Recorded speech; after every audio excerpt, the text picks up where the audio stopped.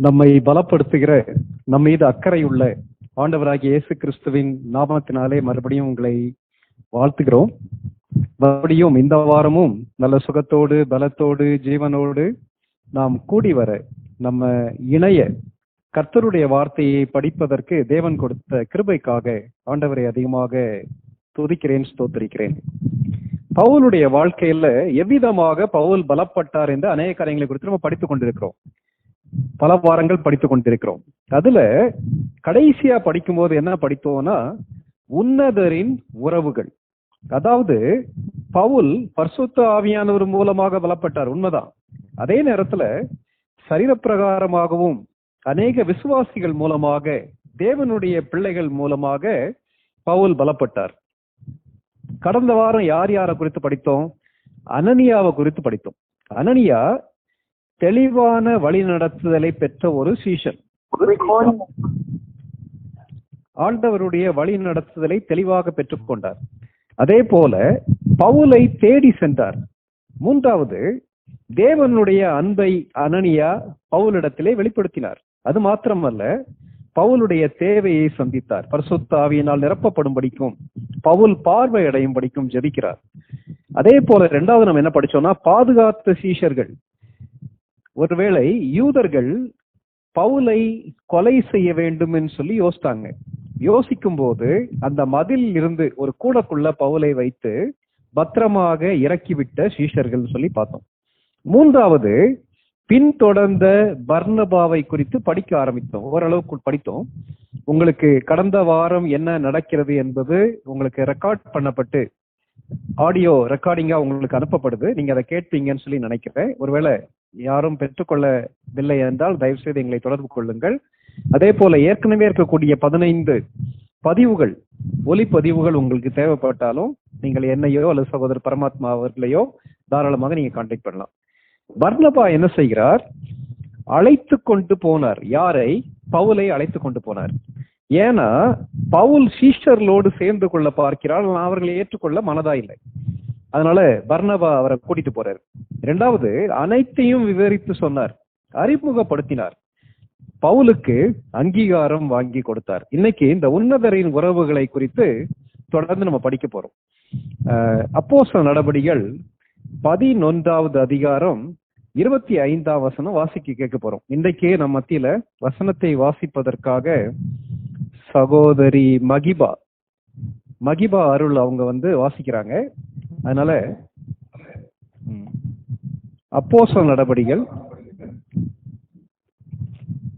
11வது அதிகாரம் 25ஆம் வசனம் வாசிங்க. பின்பு பர்னபா சவுலை தேடும்படி தர்சுவுக்கு புறப்பட்டு போய் அவனை கண்டு அந்தியோகியாவுக்கு அழைத்து கொண்டு வந்தான். Okay, thank you sister. இந்த வசனங்களை படிக்கும்போது பர்னபாவுடைய ஸ்பெஷாலிட்டி என்னன்னா, புதிதாக ஒரு விசுவாசியை கண்டுபிடிப்பாரானால், புதிதாக ஐக்கியத்துக்குள்ள யாராவது வருவாரானா அவரை தொடர்ந்து பின் சென்று அவர்களை கிறிஸ்துவுக்குள் பலப்படுத்துவதற்கு, கர்த்தருக்கு சித்தமான ஊழியத்துல பயன்படுத்தப்பட்ட ஒரு பர்னபா. அப்ப இதை படிக்கும் போது பவுல் ஒருவேளை பின்வாங்கி போய்விட்டாரா நம்ம கேட்கலாம். பின்வாங்கி போகவில்லை. அவர் ஏறக்குறைய நான் ஏற்கனவே சொன்ன மாதிரி அவர் எருசலேமுக்கு போய் 7 வருடங்கள் ஆகியிருக்கலாம். ஏற்கனவே 3 வருஷம் அரேபியாவுக்கு போயிட்டார். 10 வருஷம் அவர் சீன்லயே இல்லை. வேத ஆராய்ச்சியாளர்கள் என்ன சொல்றாங்கன்னா, பவுல் இந்த நாட்கள்ல சிரியா, சிசிலியா பகுதிகளில், அதாவது தர்சு பட்டணத்தை தலைமையகமாக வைத்து அந்த ஏரியால ஊழியம் செய்திருக்கலாம்னு சொல்லி சொல்றாங்க. அது மாத்திரமல்ல, சபைகளை அவர் அந்த டைம்ல அங்க ஸ்தாபித்திருக்கலாம் சொல்லி சொல்றாங்க. இதை நம்ம அப்போஸ்தலர் 15:41 வாசித்தா நமக்கு புரியும். அது மாத்திரமல்ல, பவுல் அந்த இடத்துல தர்சு பட்டணத்து பக்கத்துல ஊழியம் செய்யும் போது பல்வேறு விதமான பாடுகள், உபத்திரவங்களை சந்திச்சிருக்கலாம். அந்த பாடுகள், உபத்திரவத்தை குறித்து தான் 2 கொரிந்தியர் 11வது அதிகாரம் 23 28 வரைக்கும் நம்ம வாசிக்கிறோம். சரி, இதெல்லாம் ஒரு பக்கம் இருக்கட்டும். ஆனால் நம்ம கற்றுக்கொள்ளக்கூடிய ஒரு காரியம், புதிதாக ஆண்டவருடைய ஊழியத்துக்குள்ளே வந்த, தன்னை முழுவதுமாக அர்ப்பணித்து தேவனுடைய சித்தத்தை செய்ய வேண்டும் என்று யோசித்த பவுலை பின்பற்றி போனவர் பர்னபா. 13வது அதிகாரம், அப்போஸ்தலர் 13வது அதிகாரம் 2ஆம் வசனம் வாசிங்க. அப்போஸ்தலர் 13:2.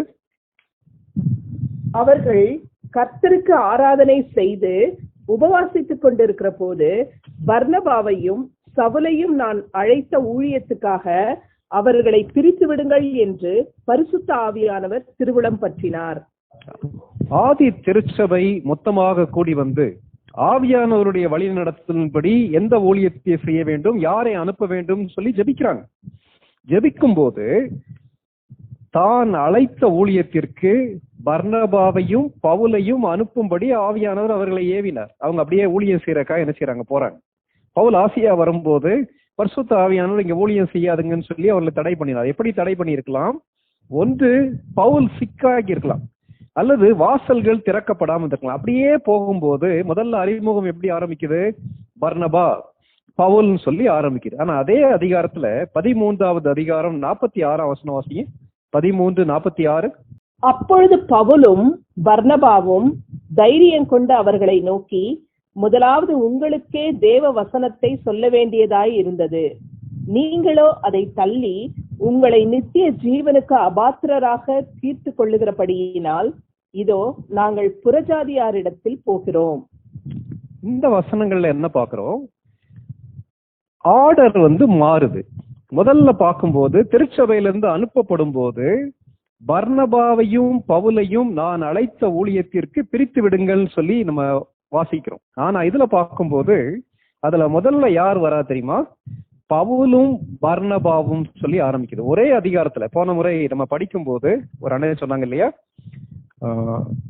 அந்த அண்ணன் சொன்ன மாதிரி அந்த ஆர்டர் அந்த அதிகாரத்திலேயே மாற்றிடுது. இப்படி ஒரு காரியம் நடக்குமானா அநேக நேரங்களில் நம்முடைய மாம்சம் வெளிப்படுவதற்கு வாய்ப்பு உண்டு. நான் டெவலப் பண்ண ஒரு யங்ஸ்டர், நான் நேரம் கொடுத்து வேதத்தின் சத்தியங்களை அவனுக்கு அல்லது அவளுக்கு அநேக காரியங்களை கற்றுக் கொடுத்து அவனை அல்லது அவளை தலைவராக அல்லது உடன் ஊழியராக பயன்படுத்தும் போது அநேக நேரங்கள்ல மக்கள் மத்தியில வரக்கூடியது ஈகோ கிளாஷ். ஈகோ கிளாஷ்னா சுயத்தின் அடிப்படையில வரக்கூடிய சண்டை. நான் பெரிய ஆளா, நீ பெரிய ஆளான்ற சண்டை வந்திருக்கலாம். ஆனா இந்த இடத்துல பர்னபாவுக்கும் பவுலுக்கும் அவ்விதமாக வரவே இல்லை. அப்போ ஆண்டவர் நம்மை பலப்படுத்துவதற்கு அல்லது பவுல் போன்ற உன்னதமான ஊழியரை பலப்படுத்துவதற்கு ஆறுதலின் மகன் என்று அழைக்கப்படுகிற பர்னபாவை போன்ற மக்களை பயன்படுத்துகிறார். அப்ப பர்னபா கிட்ட நம்ம பார்க்கக்கூடிய முக்கியமான ஒரு குவாலிட்டி என்னன்னா, தன்னுடைய பெயர், தன்னுடைய புகழ் அது முக்கியம் அல்ல.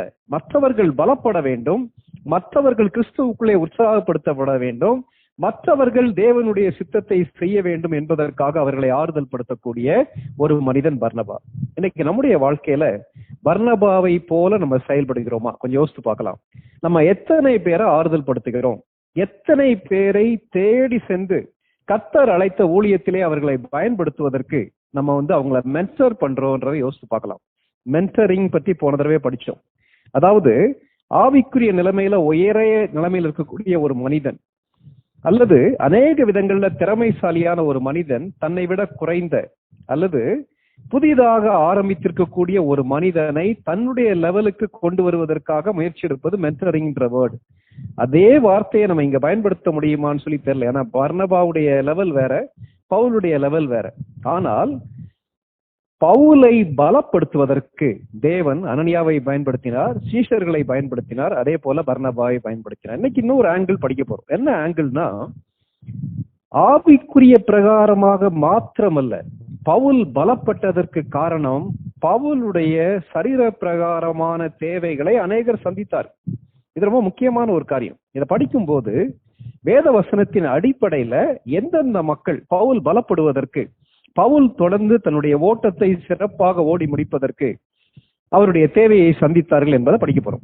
தயவு செய்து நம்ம படிக்க போற பகுதி பிலிப்பியர் 4வது அதிகாரத்திற்கு நம்முடைய வேத புத்தகத்தை திருப்பி வைத்துக் கொள்ளலாம். பிலிப்பியர், பவுல் பிலிப்பியருக்கு எழுதிய நிருபம் 4வது அதிகாரம்.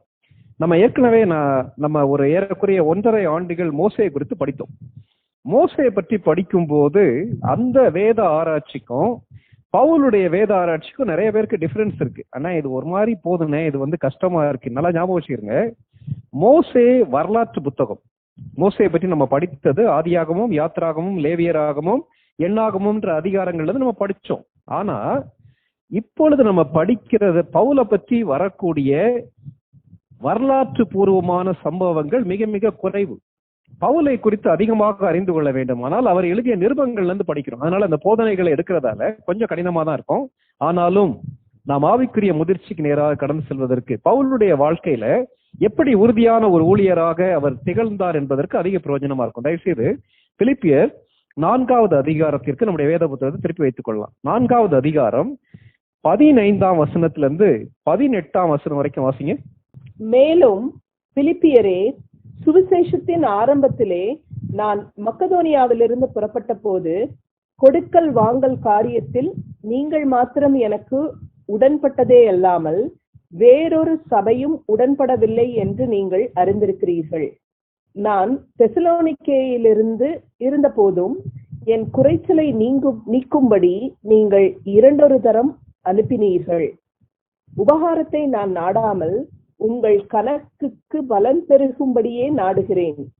எல்லாம் எனக்கு கிடைத்தது, பரிபூர்ணமும் உண்டாயிருக்கிறது. உங்களால் அனுப்பப்பட்டவைகளை சுகந்த வாசனையையும் தேவனுக்கு பிரியமான உகந்த பலியுமாக எப்பாப்பிராத்துவின் கையில் வர பற்றி கொண்டபடியால் நான் திருப்தி அடைந்திருக்கிறேன். 19ஆம் வசனமும் வாசிங்க சிஸ்டர். என் தேவன் தம்முடைய ஐஸ்வர்யத்தின்படி உங்கள் குறைவை எல்லாம் கிறிஸ்து இயேசுவுக்குள் மகிமையிலே நிறைவாக்குவார். இந்த வசனங்களை படிக்கும் போது மற்ற திருச்சபைகள்ல இருந்து பிலிப்பிய திருச்சபை முக்கியமான ஒரு பங்கு பவுலுடைய வாழ்க்கையில நிறைவேற்றி இருக்கிறது. அப்படி என்ன பங்கு? பவுலுடைய தேவைகளை சந்தித்த ஒரு திருச்சபை இந்த பிலிப்பிய திருச்சபை. திருச்சபைன்னு சொல்லும் போது விசுவாசிகளுடைய ஐக்கியம். பவுல் அந்த பிலிப்பு பட்டணத்துல இருக்கக்கூடிய திருச்சபைக்கு இதை தேங்க் பண்ணி எழுதுறார், நன்றி செலுத்தி எழுதுகிறார். இவங்க பெரிய பணக்காரங்க கிடையாது. அவங்களுடைய கஷ்டத்தின் மத்தியில அவங்க பவுலுக்கு என்று என்ன செஞ்சாங்க? பவுலுடைய தேவைக்கு என்று கொடுத்தாங்க. இப்போ நமக்குள்ள ஒரு கேள்வி எழும்பலாம். சமீபத்துல ஒரு திருச்சபையில நான் வேதாராய்ச்சி எடுக்கும் போது பவுலுக்கு தேவை வருமா, பவுலுக்கு பிரச்சனை வருமான்னு சொல்லி கேட்டேன். வரவே வராதுன்னு சொன்னாங்க. ஆனா பவுலுக்கு தேவைகள் இருந்தது, பவுலுக்கு பிரச்சனைகள் இருந்தது. இந்த வசனத்தை நீங்க கொஞ்சம் நல்லா கவனிங்களேன். 16ஆம் வசனத்துல வர பவுல் பயன்படுத்தக்கூடிய வார்த்தைகளை பாருங்க. என் குறைச்சலை நீக்கும்படி நீங்கள் 2 தரம் அனுப்பினீர்கள். பவுல் ஊழியத்துடைய தேவை குறித்து பேசல, தன்னுடைய தனிப்பட்ட தேவையை குறித்து பேசுகிறார்.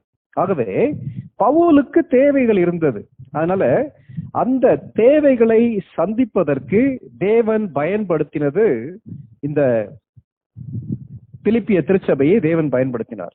அதாவது இதை குறித்து வாரன் எஸ்பி ரொம்ப விளக்கமா எழுதுறார். என்ன எழுதுறாருன்னா, அதாவது ஒரு பவுலுக்கும் பிலிப்பிய திருச்சபைக்கு இடையில ஒரு கிவ் அண்ட் டேக் அக்ரிமெண்ட் இருந்துச்சுன்னு சொல்றாரு. Giving and taking, receiving agreement இருந்துச்சு. என்ன அக்ரிமெண்ட் இருந்துச்சுன்னா, the church gave materially to Paul and received spiritually from God. இது வாரன் எஸ்பி சொல்லக்கூடிய ஒரு காரியம். அதாவது பிலிப்பிய திருச்சபை சரீர பிரகாரமாக பவுலுடைய எல்லா தேவைகளையும் சந்தித்தார்கள். அதே நேரத்துல அவர்களுடைய தேவையை யார் சந்தித்தானா? கர்த்தர் ஆவிக்குரிய பிரகாரமாக சந்தித்தார். இதை நம்ம சரியா புரிந்து கொள்ளும். அதாவது பவுல் கஷ்டப்பட்டார், பவுலுக்கு சரீர பிரகாரமான தேவைகள் இருந்தது. ஆனால் அந்த தேவைகள் மத்தியில அந்த தேவைகளை பிலிப்பியர் சந்திக்கும் போது அவர்களுடைய ஆவிக்குரிய தேவையை கர்த்தர் சந்தித்தார். இன்றைக்கு நம்ம கேட்க வேண்டிய கேள்வி என்னன்னா, உண்மையாகவே ஒரு மனிதனை பலப்படுத்தலுமானா அவனுடைய ஓவரால் நீடை நம்ம மீட் பண்ணணும். ஓவரால் நீட்னா தமிழ்ல அவனுடைய எல்லா பகுதியின் தேவையை சந்திக்க வேண்டும். அதை குறித்து நம்ம கரிசனை உள்ளவர்களாக இருக்க வேண்டும். பவுல நீங்க பாத்தீங்கன்னா தீமோத்தேயுக்கு எழுதும் போது ஆவிக்குரிய காரியங்களை மட்டும் எழுத மாட்டார். என்ன எழுதுவார்னா, தீமோத்தேயுவே, அடிக்கடி நேரிடுகிற உன்னுடைய பலவீனத்துக்காக கொஞ்சம் திராட்சை ரசம் சேர்த்துக்கோன்னு சொல்றாரு. உன் வயிறு சரியில்லைன்னு சொல்றாரு. இதெல்லாம் எப்படி பவுலுக்கு தெரியும்? யார் மீது அக்கறை கொண்டிருக்கிறோமோ அந்த அக்கறையின் அடிப்படையில அவர்களுடைய சரீர பிரகாரமான தேவைகளை நம்ம சந்திப்போம். பவுலுடைய வாழ்க்கையில உறுதிப்பட்ட ஊழியராக இந்த தேவைகள் மத்தியில அவருடைய தேவை சந்திக்கப்பட்டு தொடர்ந்து ஆண்டவருடைய பணியை கடைசி வரை செய்வதற்கு அநேகருடைய பங்கு இருந்துச்சு. அதுல அந்த பிலிப்பிய திருச்சபை மக்களுடைய பங்கு மிக மிக முக்கியமானது. இந்த 18வது 19வது வசனங்களை இன்னும் கொஞ்சம் விரிவாக படித்து விட்டு நம்ம உள்ள போலான்னு சொல்லி நம்ம யோசிக்கலாம். இந்த 18வது 19வது வசனங்களை கவனிக்கும் போது ஒரு காரியத்தை முக்கியமாக வாரன் வியாஸ்பி டீட்டெயில்டா எழுதுறாரு. என்ன எழுதுறாருன்னா, அந்த பிலிப்பு திருச்சபை பவுலுடைய தேவையை சந்திப்பதற்காக பணம் கொடுக்கும் போது, அவருடைய தேவைகளை சந்திக்கும் போது, அது சிம்பிளா இது பிலிப்பியர் இடத்துல இருந்து வரக்கூடிய காணிக்கைன்னு சொல்லி அவர் யோசிக்கல, அது ஒரு தான தர்மம் சொல்லி யோசிக்கல. என்ன தெரியுமா யோசிக்கிறாரு? தன்னுடைய தேவையை சந்திப்பது கர்த்தர் என்று அவர் நம்புகிறார். இது ரொம்ப முக்கியமான ஒரு காரியம். இதை கேட்டதுக்கு அருமையான சகோதர சகோதரிகளே, நாம் ஆண்டவருடைய ஊழியத்துக்கு கொடுக்கும் போது, ஆண்டவருடைய ஊழியக்காரர்களுக்கு கொடுக்கும் போது, அல்லது தேவையுள்ள மற்ற சகோதர சகோதரிகளுக்கு ஹெல்ப் பண்ணும் போது, நம்ம புரிந்து கொள்ள வேண்டிய ஒரு காரியம், அந்த நபருக்கு கொடுக்கிறோம், ஆனால் கர்த்தருக்கு கொடுக்கிறோம். அதே போல பெற்றுக்கொள்ளக்கூடிய மக்கள், ஆண்டவருடைய ஊழியர்களாக இருந்தாலும் சரி, தேவையுள்ள மற்ற விசுவாசிகளாக இருந்தாலும் சரி, அவங்க பெற்றுக்கொள்ளும் போது அவங்களுக்குள்ள இருக்க வேண்டிய மனப்பான்மை என்ன தெரியுமா? கர்த்தர் இவர்கள் மூலமாக என்னுடைய தேவையை சந்திக்கிறார். இது ரொம்ப முக்கியமான ஒரு காரியம். பவுல் எல்லா சூழ்நிலையும் மனிதனை சார்ந்திருக்கவில்லை, கர்த்தரையே என்ன செய்தார்? சார்ந்திருந்தார். அதே போல 18வது 19வது வசனங்களுக்கு இடையில உள்ள ஒரு கான்ட்ராஸ்ட், வேத ஆராய்ச்சின்னு சொல்லி படிக்கும் போது கான்ட்ராஸ்ட் படிப்போம். கான்ட்ராஸ்ட்னா எதிர்மறையான காரியங்கள் என்னன்றதை பத்தி வாரன் வியாஸ்பி டீட்டெயில்டா எழுதுறாரு. அந்த 18 19வது வசனங்களை அப்படியே கொஞ்சம் கவனிங்களேன். அந்த 18வது வசனம் 19வது வசனங்கள்ல பவுல் சொல்லும் போது, நீங்கள் என் தேவையை சந்தித்தீர்கள், நீங்கள் என் தேவையை சந்தித்தீர்கள். ஆனால் பவுல் பதில் சொல்லும் போது என்ன தெரியுமா சொல்றாரு? தேவன் உங்கள் தேவையை சந்திப்பார், தேவன் உங்கள் தேவையை சந்திப்பார். அப்ப இந்த வசனத்தை வச்சுக்கிட்டு ஆண்டவருடைய ஊழியக்காரர்களுக்கு நம்ம 100 ரூபாய் அனுப்புனா, கர்த்தர் எனக்கு 1000 ரூபாய் கொடுப்பார் அல்லது 10,000 ரூபாய் கொடுப்பார், எந்த பேங்க்லயும் கொடுக்க முடியாத அளவு வட்டி கொடுப்பார்னு சொல்லி வேதாகமும் சொல்லல. மறந்துடாதுங்க. நான் அதான் முதல்லயே சொன்னேன், பவுலிடத்திலே சரீர பிரகாரமாக பவுலுடைய தேவைகளை அவர்கள் சந்திக்கும் போது, அவர்களுடைய ஆவிக்குரிய தேவையை கர்த்தர் சந்தித்தார். பின்னாடி நம்ம படிப்போம், சரியா? அதனால முதல்ல குறிக்கக்கூடிய அந்த கான்ட்ராஸ்ட், எதிர்மறையான காரியம், நீங்கள் என்னுடைய தேவையை சந்தித்தீர்கள், ஆனால் நான் உங்களுடைய தேவையை சந்திப்பதல்ல, தேவன் உங்களுடைய தேவைகளை சந்திப்பார். முதலாவது. இரண்டாவது, பவுல் சொல்லும் போது அந்த 18 19வது வசனங்களை பார்க்கும்போது, நீங்கள் என்னுடைய ஒரு தேவையை சந்தித்தீர்கள், you met one of my needs, என்னுடைய ஒரு தேவையை நீங்கள் சந்தித்தீர்கள், ஆனால் என் தேவன் கிறிஸ்து இயேசுவுக்குள் உங்களுடைய எல்லா தேவைகளையும் சந்திப்பார், தேவைகள் அனைத்தையும் சந்திப்பார். அப்போ என்ன பிரதர், நீங்க ப்ராஸ்பரிட்டி காஸ்பல் பேசுறீங்களா, செழுமை கொள்கையை குறித்து பேசுறீங்களா? ஆண்டவருடைய ஊழியத்திற்கும் அல்லது ஆண்டவருடைய ஊழியக்காரர்களுக்கும் தேவையுள்ள மக்களுக்கும் கொடுக்கும் போது கர்த்தர் எல்லா தேவைகளையும் சந்திப்பாரா? அவ்விதமாக தான் வாரன் வியாஸ்பி எழுதுறாரான்னு சொல்லி பார்த்தா அப்படியே அர்த்தம் இல்லை. அதாவது அவர் கீழே சொல்லக்கூடிய ஒரு கோட் நான் உங்களுக்கு வாசிக்கிறேன். God has been promised to supply all our greeds. Needs வேற, greeds வேற. Needs என்பது தேவைகள், greeds என்பது பேராசைகள். இன்னைக்கு செழுமை கொள்கையுடைய ஒரு பெரிய பிரச்சனை என்னன்னா, நீ இயேசு கிறிஸ்துவுக்கு காணிக்கை கொடுப்பாயானால், அல்லது ஆண்டவருடைய ஊழியத்துக்கு காணிக்கையை கொடுப்பாயானால், அல்லது எனக்கு ஊழியக்காரர்களாகிய எனக்கு அந்த பிரசங்கம் பண்ணக்கூடிய ஊழியக்காரர் கொடுப்பீங்கன்னா, கர்த்தர் உங்களுடைய எல்லா தேவையும் சந்திப்பார். நீங்க கார் வாங்கணும்னு நினைக்கிறீங்களா? கார் வாங்கலாம். ஏற்கனவே 2 வீடு இருந்தாலும் 3வது வீடு கட்டுவதற்கு, 4வது வீடு கட்டுவதற்கு கர்த்தர் உதவி செய்வார். உங்க பேங்க்ல ஆல்ரெடி கோடிக்கணக்கான பணம் இருக்கிறது. அப்படி இருக்கும்போது இன்னும் ஆண்டவர் உங்களுக்கு வானத்தை திறந்து கொட்டுவார் என்பது அவர்களுடைய போதனை, அல்லது வேத வசனத்துடைய போதனை கிடையாது. இதை மறந்துட வேண்டாம். பவுல் எழுதும்போது என்ன தெரியுமா சொல்லுகிறார்? ஆண்டவர் உங்களுடைய தேவைகளை சந்திப்பார். வசனம் என்ன சொல்கிறது? உண்ணவும் உடுக்கவும் உங்களுக்கு உண்டாயிருந்தால் போதும் என்று எண்ணுங்கள் சொல்லி சொல்லுகிறார். பவுல் அவ்விதமாக தான் வாழ்ந்தார். அப்படி இருக்கும்போது அவருடைய அடிப்படை தேவைகளை இவர்கள் சந்தித்தார்கள். அந்த நேரத்துல பவுலுக்கு பணம் தேவைப்பட்டுச்சு. ஏன் தேவைப்பட்டுச்சுன்னு சொல்லி பின்னாடி படிக்கலாம். ஆனால் அவர்களுடைய தேவையை, எல்லா தேவைகளையும் கர்த்தர் சந்தித்தார். 3வது, பவுல் சொல்லக்கூடிய முரண்பாடு அல்லது கான்ட்ராஸ்ட் என்னன்னா, நீங்கள் உங்கள் தரித்திரத்திலிருந்து கொடுத்தீர்கள். ஏன் கொடுத்தாங்க தெரியுமா? பவுல் மீது உள்ள அன்பின் நிமித்தமாக அவர்கள் கொடுத்தார்கள். ஆனால் அதற்கு பதில் சொல்லும் போது பவுல் என்ன தெரியுமா சொல்லுகிறார்?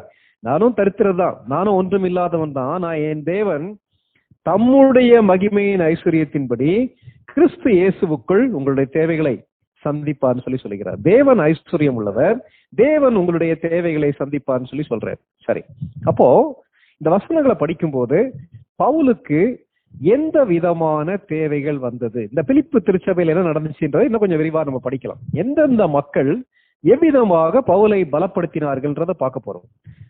பிலிப்பியருக்கு ஒரு தலைப்பு கொடுத்தா பகிர்ந்தளித்த பிலிப்பியர், அல்லது பவுலை பலப்படுத்தின பிலிப்பியர், பரிசளித்த பிலிப்பியர்னு சொல்லலாம். அவங்களுக்கு என்ன இருக்கோ அதை பகிர்ந்து கொடுத்தாங்க.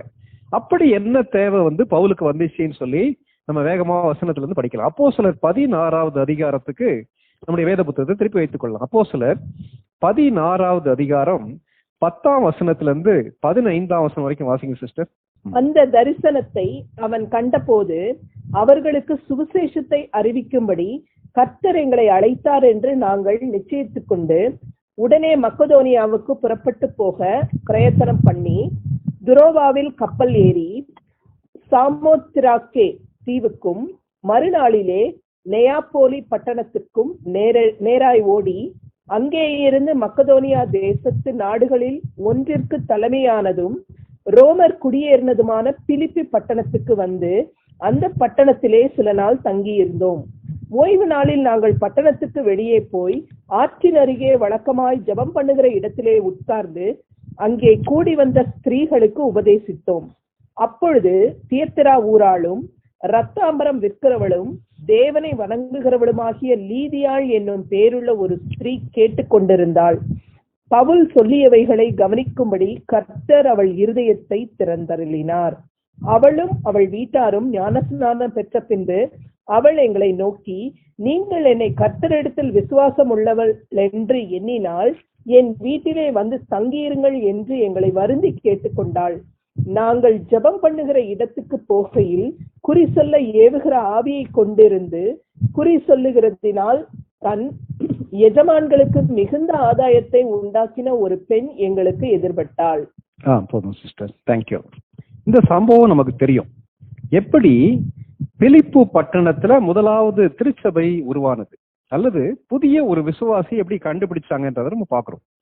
பவுலும் அவருடைய நண்பர்களும் ரெகுலரா ஜெபிக்கக்கூடிய மனிதர்களா காணப்பட்டாங்க. அவங்க அந்த ஆத்து பக்கத்துல போய் ஜெபம் பண்ணும் போது அதுல ஒரு வசனம், அந்த வசனத்தை அப்படியே பாருங்களேன்.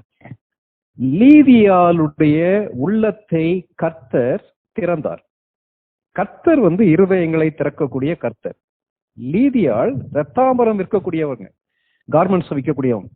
அந்த பெண் இயேசு கிறிஸ்துவை தன்னுடைய சொந்த ரட்சகராக ஏற்றுக்கொண்டாள். மற்ற விக்கிரகங்களை வணங்கக்கூடிய பெண் சுவிசேஷத்தை கேட்டு இயேசு கிறிஸ்துவை தன்னுடைய ரட்சகராக ஆண்டவராக ஏற்றுக்கொண்டாங்க. தான் இயேசு கிறிஸ்துவை ஏற்றுக்கொண்டேன் என்பதை வெளிப்படையாக ஞானஸ்நானத்தின் மூலமாக மற்ற விசுவாசிகளுக்கு, மற்றவர்களுக்கு என்ன செய்யறாங்க, அறிவிக்கிறாங்க. அடுத்து என்ன நடக்குதுன்னு நீங்க பாத்தீங்கன்னா அதுல ஒரு வார்த்தையை பாருங்களேன். கிவிங் பற்றி, அல்லது தேவையுள்ள மனிதர்களுடைய தேவையை சந்திக்க வேண்டும் சொல்லி யாருமே லீதியாளுக்கு சொல்ல. அவங்க என்ன தெரியுமா சொல்றாங்க பவுலை பார்த்து, நான் தேவ பக்தி உள்ளவள் என்று நீங்கள் கண்டால் நீங்க கிளம்பி எங்க வீட்டுக்கு நீங்க வாங்க, வந்து எங்க வீட்டுல தங்கி இருங்கன்னு சொல்லி சொல்றாங்க. யார் இது? இந்த லிடியா, இந்த லீதியாள்.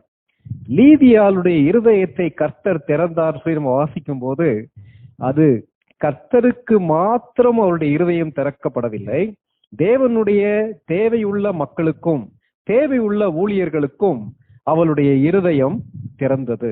அப்போ இந்த பகுதியை படிக்கும் நம்ம ஒரு காரியம் புரிஞ்சுக்கலாம். என்ன புரிஞ்சுக்கணும்னா, அதுவரை பவுலுக்கு பிலிப்பு பட்டணத்துல எங்க போய் தங்கினார் சொல்லி நமக்கு என்ன செய்யல, தெரியல. அதனாலதான் என்ன சொல்றாங்க, இந்த அம்மா தன்னுடைய வீட்டுக்கு வந்து தங்கும்படி அழைக்கிறாள். பரதேசியை போல வாழக்கூடிய தேவனுடைய மனிதர்களை கனம் பண்ணின ஒரு பெண். அப்போ பவுல் தேவைகளோடு இருந்தார். அந்த தேவைகளை சரியான நேரத்துல சந்தித்ததால, ஒருவேளை இன்னைக்கு நம்ம ஓப்பன் ஹோம் கான்செப்ட் பத்தி நம்ம யூஇஎஸ்ல பேசுறோம். இந்திய நற்செய்தி மாணவர் மன்றத்துல அநேக மாணவர்களை உருவாக்குவதில், அநேக தலைவர்களை உருவாக்குவதில் குடும்பங்கள் அல்லது திறந்திருக்கக்கூடிய இல்லங்கள், ஓப்பன் ஹோம்ஸ் பெரிய ரோல் பிளே பண்ணுது நம்ம சொல்றோம் இல்லையா. இந்த இடத்துல இந்த லீதியாளுடைய வீடு, லீதியாளுடைய இருதயம் மாத்திரமல்ல, லீதியாளுடைய வீடு திறந்த இல்லமாக காணப்பட்டது. இப்படிப்பட்ட இல்லத்திலே தங்குவதன் மூலமாக, இவர்களுடைய உபசரிப்பின் மூலமாக பவுல் சரீர பிரகாரமாகவும் பலப்படுத்தப்பட்டார். இதை நம்ம மறந்துட வேண்டாம். அப்போ இந்த லீதியாள் தன்னாலே என்ன செய்ய முடியுமோ அதை பவுலுக்கு செய்தார். ஒருவேளை லீதியாள் இதை செய்யும் போது இத்தனை ஆண்டுகள் கழித்து பரிசுத்த ஆவியானவர் இந்த பெண்ணுடைய ஈகையை குறித்து பதிவு செய்திருப்பார் என்றதெல்லாம் யோசித்திருக்க மாட்டாங்க. ஏறக்குறைய 2000 ஆண்டுகளுக்கு பின்பாக அவளுடைய ஈகையை குறித்து நம்ம படிச்சு கொண்டிருக்கிறோம். இன்னைக்கு நம்ம கேட்க வேண்டிய கேள்வி என்னன்னா, ஒருவர் பலப்பட வேண்டுமானால் அவருடைய சரீர பிரகாரமான தேவைகள் சந்திக்கப்பட வேண்டும். இன்னைக்கு நம்மளை சுற்றி இருக்கக்கூடிய மக்கள் நம்முடைய ஐக்கியத்துக்கு வரக்கூடிய விசுவாசியா இருக்கலாம், அல்லது புதிதாக இயேசு கிறிஸ்துவை ஏற்றுக்கொண்டு வரக்கூடிய விசுவாசியாக இருக்கலாம், நமக்கு ஆவிக்குரிய விதத்துல நம்மளை ஃபீட் பண்ணக்கூடிய திருச்சபையாக இருக்கலாம், ஐக்கியமாக இருக்கலாம். அவர்களுடைய தேவையை குறித்து நாம் உணர்வுள்ளவர்களாக இருக்கிறோமா? நமக்கு என்ன முடியுதோ அதை பிலிப்பியர் செய்தார்கள், அன்போடு செய்தார்கள், பகிர்ந்தளித்த பிலிப்பியர் சொல்லி சொன்னேன் இல்லையா? அப்போ இப்படி மற்றவர்களிடத்திலே முழு நேரமாக ஊழியம் செய்து பவுலை போல மற்றவர்களிடத்திலிருந்து காசு வாங்கி சாப்பிடுவது சரியா என்ற ஒரு போதனை இன்னைக்கு மக்கள் மத்தியில இருக்கு. இது இயேசு கிறிஸ்துடைய போதனைக்கு எதிரானதா? ஏன்னா யாரையுமே தேவன் முழு நேர ஊழியத்துக்கு என்று அழைப்பதில்லைன்னு சொல்ற ஒரு தவறான போதனை இன்றைக்கு விசுவாசிகள் மத்தியில இருக்கு. பவுல் வேலை செஞ்சுட்டே தான் சாப்பிட்டார். அதனால யார்த்தையுமே அவர் கை நீட்டி காசு வாங்கி சாப்பிடவில்லை சொல்லக்கூடிய போதனைகள் உண்டு. இதை நம்ம பேசும்போது ரொம்ப கவனமா கவனிக்கணும். 2 விதமான ஊழியர்கள் உண்டு, நல்லா ஞாபகம் வச்சுக்கிறேங்க. ஒன்று, எப்போ பார்த்தாலும் மற்றவங்க கிட்ட போய் காசு தாங்கன்னு சொல்லி கேட்டு ஊழியத்தின் அழைப்பையே கொச்சைப்படுத்தக்கூடிய மக்கள் இருக்காங்க. சில நேரத்துல என் காது கேட்கவே நான் கேள்விப்பட்டிருக்கேன், அப்படி பிச்சை எடுக்கிறாங்க சொல்லக்கூடிய அளவுக்கு மக்கள், ஆவிக்குரிய விதத்துல சரியா இல்லாத மக்கள் கிரிட்டிசைஸ் பண்ணக்கூடிய அளவுக்கு இருக்கக்கூடிய மக்கள் இருக்காங்க. இன்னொரு விதமான ஊழியர் இருக்காங்க, எது இருக்கோ இல்லையோ அமைதியாக தண்ணியை குடிச்சு தூங்கிட்டு தன்னுடைய தேவைகளை கர்த்தர் சந்திப்பார் என்று சொல்லக்கூடிய மக்கள் இருக்காங்க. பவுல் எந்த இடத்துலயுமே தன்னுடைய தேவைகளை சொல்லவில்லை. ஆனால் இந்த பிலிப்பிய திருச்சபையும் லீதியாலும் அதை கண்டுபிடித்து அவருடைய தேவையை சந்திக்கிறாங்க. அப்போ இந்த போதனை பவுல் பிராக்டிஸ் பண்ணது வசனத்துக்கு எதிரானதா? இல்லை. நம்ம இந்த வசனத்தை நம்ம சரியா படிக்கலாம். மத்தேயு எழுதிய நற்செய்தி நூல் 10வது அதிகாரத்துக்கு நம்முடைய வேத புத்தகத்தை திருப்பி வைத்துக் கொள்ளலாம். மத்தேயு 10வது அதிகாரம் ஒரு சில வசனங்கள் நீங்க வாசிங்க. 1வது வசனம், 5வது வசனம், 6ஆம் வசனம் வாசிங்க. மத்தேயு 10, 1, 5, 6. அப்பொழுது அவர் தம்முடைய 12 சீஷர்களையும் தம்மிடத்தில் வரவழைத்து அசுத்த ஆவிகளை துரத்தவும் சகல வியாதிகளையும் சகல நோய்களையும் நீக்கவும் அவர்களுக்கு அதிகாரம் கொடுத்தார். இந்த 12 இயேசு அனுப்புகையில் அவர்களுக்கு கட்டளையிட்டு சொன்னது என்னவென்றால், நீங்கள் புறஜாதியார் நாடுகளுக்கு போகாமலும் சமாரியர் பட்டணங்களில் பிரவேசியாமலும் காணாமற் போன ஆடுகளாகிய இஸ்ரவேல் வீட்டாரிடத்திற்கு போங்கள். இந்த இடத்துல ஆண்டவர் அப்போஸ்தலரை அனுப்புறார். 12 பேர் அனுப்புறாரு. 12 பேர்ல யாரெல்லாம் இருக்கிறா? யூதாஸ்கரியோத்தும் இருக்காரு. அவங்களுக்கும் அதிகாரம் கொடுத்து ஆண்டவர் அவர்களை அனுப்புறார். அனுப்பும் போது என்னென்ன காரியங்களை சொல்றாரு நீங்க பாத்தீங்கன்னா, 8ஆம் வசனத்துடைய பின்பகுதி பாத்தீங்கன்னா, இலவசமாய் பெற்றீர்கள் இலவசமாய் கொடுங்கள். சுவிசேஷத்தை வைத்து பிழைப்பு நடத்தாதுங்க, அல்லது ஜெபத்தை வச்சு பிழைப்பு நடத்தாதுங்க. இவ்வளவு ரூபாய் கொடுத்தீங்கன்னா உங்களுக்கு ஸ்பெஷல் பிரேயர் அல்லது ஸ்பெஷல் ஆசீர்வாதம்னு சொல்லி எந்த இடத்துலயுமே அப்போஸ்தலரும் அல்லது அப்போஸ்தலனாகிய பவுலும் என்ன செய்யல, போதிக்கல. அப்ப என்ன நடக்குது? இவர்களுடைய தேவைகளுக்காக யாரை போய் சந்திப்பது என்பதற்கு ஆண்டவர் வழி நடத்தல சொல்றார். அதே அதிகாரம் மத்தேயு 10, 9ஆம் வசனத்திலிருந்து 14ஆம் வசனம் வரைக்கும் வாசிங்க சிஸ்டர். உங்கள் கச்சைகளில் பொன்னையாவது வெள்ளியையாவது செம்பையாவது வழிக்காக பையையாவது 2 அங்கிகளையாவது பாத ரட்சைகளையாவது தடியையாவது தேடி வைக்க வேண்டாம். வேலையால் தன் ஆகாரத்துக்கு பாத்திரனாய் இருக்கிறான். எந்த பட்டணத்திலாவது கிராமத்திலாவது நீங்கள் பிரவேசிக்கும் போது அதிலே பாத்திரமானவன் யார் என்று விசாரித்து நீங்கள் புறப்படும் அளவும் அவனிடத்தில் தங்கியிருங்கள். ஒரு வீட்டுக்குள் பிரவேசிக்கும் போது அதை வாழ்த்துங்கள். அந்த வீடு பாத்திரமாய் இருந்தால் நீங்கள் கூறின சமாதானம் அவர்கள் மேல் வரக்கடவது. அபாத்திரமாய் இருந்தால் நீங்கள் கூறின சமாதானம் உங்களிடத்திற்கு திரும்ப கடவது. எவனாகிலும் உங்களை ஏற்றுக்கொள்ளாமலும் உங்கள் வார்த்தைகளை கேளாமலும் போனால் அந்த வீட்டையாவது பட்டணத்தையாவது விட்டு புறப்படும் போது உங்கள் கால்களில் படிந்த தூசியை உதறி போடுங்கள். இந்த வசனங்கள்ல அப்போஸ்தலரை அனுப்பும் போது ஆண்டவர் தெளிவா சொல்றாரு. என்ன சொல்றாருன்னா, வழிக்கு பையையாவது தடியையாவது இதெல்லாம் தூக்கிட்டு போகாதுன்னு சொல்லி சொல்றதால போற இடத்துல நம்ம ப்ரிப்பேர்டா ட்ரெஸ் எல்லாம் எடுக்காம போயிட்டு எதையுமே எடுக்காம போயிட்டு போற ஆளை கஷ்டப்படுத்தணும்னு சொல்லி ஆண்டவர் சொல்ல. அந்த நாட்கள்ல ஆண்டவர் அவர்களை ஊழியத்துக்கு அனுப்புறார். அனுப்பும் போது ஆண்டவர் கற்றுக் கொடுக்கக்கூடிய முக்கியமான ஒரு காரியம், தேவைகளுக்காக தேவனை சார்ந்திருக்க வேண்டும் சொல்லி கற்றுக் கொடுக்கிறார். சொல்லிட்டு என்ன சொல்றாருன்னா, பாத்திரமான ஒரு மனிதனுடைய வீட்டிலே நீங்கள் போய் தங்குங்கள் சொல்லிட்டு என்ன சொல்றாருன்னா 14ஆம் வசனத்துல, எவனாகிலும் உங்களை ஏற்றுக்கொண்டால் என்னை ஏற்றுக்கொள்கிறான், என்னை உங்களை ஏற்றுக்கொள்ளாதிருந்தால் என்னை ஏற்றுக்கொள்ளவில்லை என்று ஆண்டவர் சொல்லுகிறார். சரி, இதனுடைய ஆசீர்வாதம் பின்னாடி சொல்லப்பட்டிருக்கு. 40வது வசனத்துல இருந்து 42ஆம் வசனம் வரைக்கும் வாசிங்க. 40ல இருந்து 42 வரைக்கும். உங்களை ஏற்றுக்கொள்ளுகிறவன் என்னை ஏற்றுக்கொள்ளுகிறான், என்னை ஏற்றுக்கொள்ளுகிறவன் என்னை அனுப்பினவரை ஏற்றுக்கொள்ளுகிறான். தீர்க்கதரிசி என்னும் நாமத்து நிமித்தம் தீர்க்கதரிசியை ஏற்றுக்கொள்ளுகிறவன் தீர்க்கதரிசிக்கேற்ற பலனை அடைவான். நீதிமான் என்னும் நாமத்து நிமித்தம் நீதிமானை ஏற்றுக்கொள்ளுகிறவன் நீதிமானுக்கேற்ற பலனை அடைவான். சீஷன் என்னும் நாமத்து நிமித்தம் இந்த சிறியரில் ஒருவனுக்கு ஒரு கலசம் தண்ணீர் மாத்திரம் குடிக்க கொடுக்கிறவனும் தன் பலனை அடையாமற் போகான் என்று மெய்யாகவே உங்களுக்கு சொல்லுகிறேன் என்றார். இந்த வசனங்கள் எல்லாமே கற்றுக் கொடுக்கக்கூடிய காரியம் ஒரு காரியம் மறந்துடாதீங்க. என்னன்னா, தேவையுள்ள மனிதனுடைய தேவையை நாம் சந்திக்க வேண்டும், கர்த்தர் நிமித்தமாக சந்திக்க வேண்டும், அதான் அர்த்தம். மற்றபடி இந்த வசனத்தை வைத்துக் கொண்டு தங்களுடைய ஆடம்பரமான வாழ்க்கைக்கு கோடி மேல கோடி, கோபுரத்து மேல கோபுரத்தை கட்டுவதற்காக மக்கள் பயன்படுத்தக்கூடிய வசனம் இல்ல. இந்த வசனம் என்ன சொல்லுகிறது? தேவையுள்ள மனிதனுடைய தேவையை சந்திக்க வேண்டும். இதான் பிலிப்பியர் செய்த மகத்துவமான பணி. இதுக்கு வசனம் இருக்கு. நீதிமொழிகள் 3வது அதிகாரம் 27ஆம் வசனம் நமக்கு தெரியும். நீதிமொழிகள் 3:27 என்ன சொல்லுதுன்னா, நன்மை செய்ய உனக்கு திராணி இருக்கும் போது செய்யத்தக்கவர்களுக்கு செய்யாமல் இராதே. இது ரொம்ப முக்கியமான வார்த்தை. என்னன்னா, செய்யத்தக்கவர்களுக்கு செய்யாமல் இராதே. இந்த இடத்துல பவுல் தங்குவதற்கு வீடு இல்லாம இருக்கார், பவுல் சாப்பிடுவதற்கு சாப்பாடு இல்ல, பவுலுடைய அடிப்படை தேவைகள் கூட சந்திக்கப்படல. அப்படிப்பட்ட சூழ்நிலையில இந்த பிலிப்பு சபையில உள்ள விசுவாசிகள், அவர்களே தரித்திரர்கள், ஏழைகள், தங்களுக்கு இருக்கக்கூடிய காரியத்துல பகிர்ந்தளித்தார்கள். இந்த கேட்டிருக்க அருமையான தேவனுடைய மக்களே, இன்றைக்கு நாம் சந்திக்கக்கூடிய மற்ற விசுவாசிகளை, முக்கியமாக புதிய விசுவாசிகளை குறித்து, தேவை உள்ள மக்களை குறித்து நமக்கு பாரம் உண்டா? ஒரு கலசம் தண்ணீர் அநேக நேரங்கள்ல சோர்ந்து போயிருக்கக்கூடிய ஒரு தேவனுடைய மனிதனை உற்சாகப்படுத்தும். ஒரு கப் டீ, அதுதான். அதனால நாம் இன்றைக்கு அவ்விதமாக மக்களை பலப்படுத்துவதற்கு, அவர்களுடைய அடிப்படை தேவையை சந்திப்பதற்கு முயற்சி எடுக்கிறோமான்னு சொல்லி யோசித்து பார்க்கலாம். யாக்கோபு 4வது அதிகாரம் 17ஆம் வசனம் வாசிங்க. யாக்கோபு 4:17. ஆதலால் ஒருவன் நன்மை செய்ய அறிந்தவனாய் இருந்தும் அதை செய்யாமற் போனால் அது அவனுக்கு பாவமாய் இருக்கும். இதை மறந்துட வேண்டாம். சிஎஸ்ஐ திருச்சபையில பாவ அறிக்கையில ஒரு வார்த்தை நம்ம பயன்படுத்துவோம். என்ன வார்த்தை தெரியுமா? செய்யத்தக்கவைகளை செய்யாமல் செய்யத்தகாதவைகளை செய்து வந்தோம், எங்களுக்கு சுகமே இல்லை. அதுல அந்த செய்யத்தக்கவைகள் சொல்லி சொல்லும் போது, எப்படி பாவத்தை செய்யாதபடிக்கு தவிர்க்க வேண்டுமோ அதே போல செய்ய வேண்டிய காரியங்கள் நிறைய உண்டு. செய்ய வேண்டிய காரியங்கள் என்னன்னு நீங்க பாத்தீங்கன்னா, நன்மை செய்ய நமக்கு திராணி இருக்கும் போது அதை செய்யத்தக்கவர்களுக்கு செய்யாமல் இருந்தால் அது நமக்கு பாவமா இருக்கும்.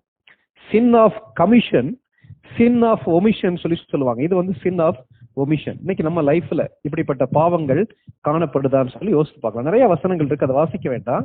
லூக்கா 6வது அதிகாரம் 30ஆம் வசனத்துல இருந்து 36ஆம் வசனம், இந்த வசனங்கள்லாம் படிச்சு பார்க்கும்போது, உங்கள் பரமபிதா பூரண சற்குணரா இருக்கிறதுனால நீங்களும் பூரண சற்குணரா இருங்கள், கைமாறு கருதாமல் கடன் கொடுங்கள், தேவையுள்ள மக்களுடைய தேவையை சந்தியுங்கள் சொல்லி இயேசு கிறிஸ்து போதிக்கிறார். அப்போ பவுல் பின்பற்றின முறைமைக்கும் இயேசு கிறிஸ்துடைய போதனைக்கும் எவ்விதமான முரண்பாடும் இல்லை.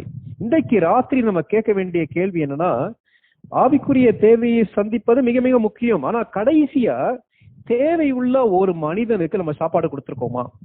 தேவை உள்ள ஒரு விசுவாசியுடைய அடிப்படை தேவையை நம்ம சந்திச்சிருக்கிறோமா?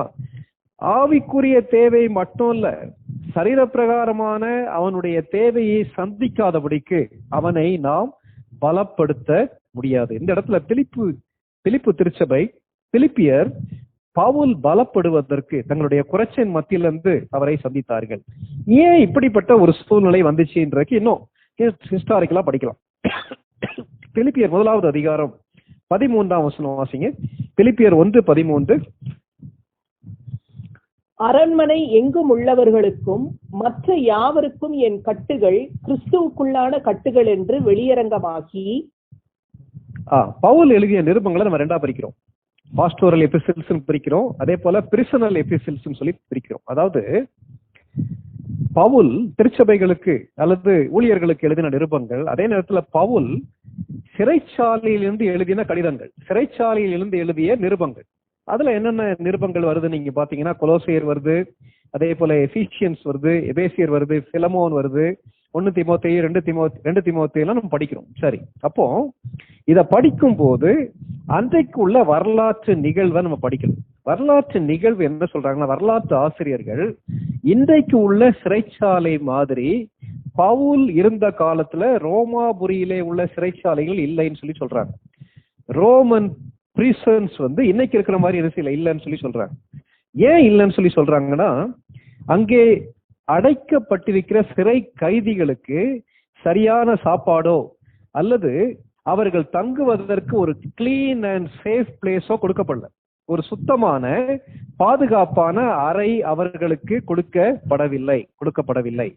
அந்த நாட்கள்ல உள்ள கலாச்சாரம் இருந்துச்சுன்னா, ஃப்ரெண்ட்ஸ், ஃபேமிலி, ஹியூமனிடேரியன்ஸ் அவங்கதான் என்ன செஞ்சாங்கன்னா அந்த சிறை கைதிகளுடைய தேவையை சந்தித்தார்கள். கொஞ்சம் யோசிச்சு பாருங்களேன்.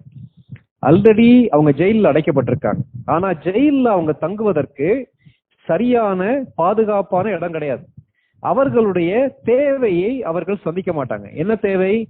ஜெயில சாப்பாடு போட மாட்டாங்க. இன்னைக்கு நம்ம சில ஜெயில பிரியாணி எல்லாம் போடுறாங்க, அந்த மாதிரி எல்லாம் கிடையாது. அன்னைக்கு உள்ள ரோமாபுரிய சிறைச்சாலையில அப்படி சாப்பாடு இல்லாமல் சுகாதாரமற்ற ஒரு இடத்துல சிறை கைதி இருப்பாரானா அவர் வெகு எளிதாக என்ன செய்வார்? இறந்து விடுவார். அப்படிப்பட்ட சூழ்நிலையில தான் பவுல் இந்த பிலிப்பிய திருச்சபைக்கு எழுதியிருக்கலாம். அவர் சிறைச்சாலையிலிருந்து எழுதுறார். எழுதும் போது அவருடைய அடிப்படை தேவையான உணவு சந்திக்கப்படல, அடிப்படையான மற்ற அடிப்படை செலவுகளுக்கு கூட காசு இல்லை. அந்த சூழ்நிலையை பார்த்து இந்த பிலிப்பு திருச்சபை அவருடைய அடிப்படை தேவைகளை சந்திக்கிறாங்க.